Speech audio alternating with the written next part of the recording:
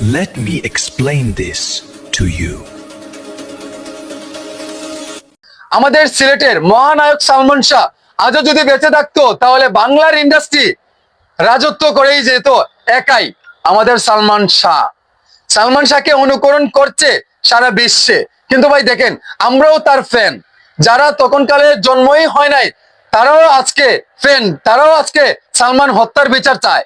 আমরা চাই সালমান হত্যার তদন্ত করা হোক, কে বা কারা এটাতে জড়িত ছিল।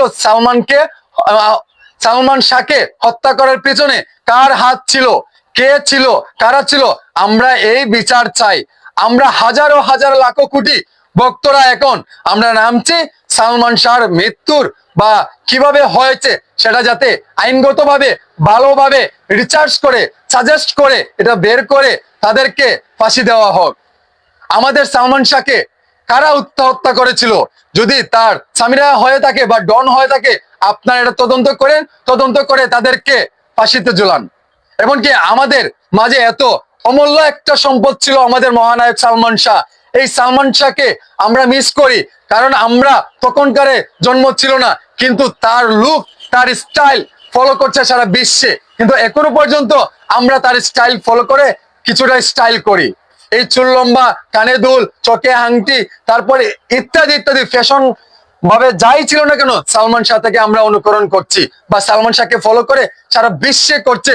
আমাদের বাংলার ইন্ডাস্ট্রিতে অনেক হিরো আছে, নাম ধরে ধরে বলতে ইচ্ছা করে, কিন্তু সময়টা বেশি লম্বা হয়ে যাবে, ভিডিওটি বললাম না। বাংলার ইন্ডাস্ট্রির যত নায়ক এসেছে গেছে বা এখন পর্যন্ত আসছে, সালমান শাহকে ফলো করছে। সালমান শাহকে এমন কোন নায়ক নেই বাংলার ইন্ডাস্ট্রিতে ফলো করে নাই। আমরা চাই সালমান শাহর হত্যার বিচার চাই ভালোভাবে। আপনারা এটা তদন্ত করে এদেরকে আইনগতভাবে আপনার ব্যবস্থা নেন। আমাদের এই যে হৃদয়ের স্পন্দন, আমাদের মহানায়ক সালমান শাহকে হারিয়েছি, আমাদের অকুল আবেদন আইনগতভাবে আমরা চাই এই আইনগতভাবে নিয়ে যাতে এই ব্যবস্থাটা নেয়। যারা কারা ছিল এই হত্যার পিছনে, সামিরা, ডন বা ইত্যাদি, আমাদের মহানায়ক সালমান শাহর মা নীলা চৌধুরী যা বলেছেন, তারা যদি হয়ে থাকে আপনারা তদন্ত করে, এত বছর পরে যদি তদন্ত হচ্ছে, আপনারা এটা দেখে আপনারা এটার বিচার দেন, শাস্তি দেন।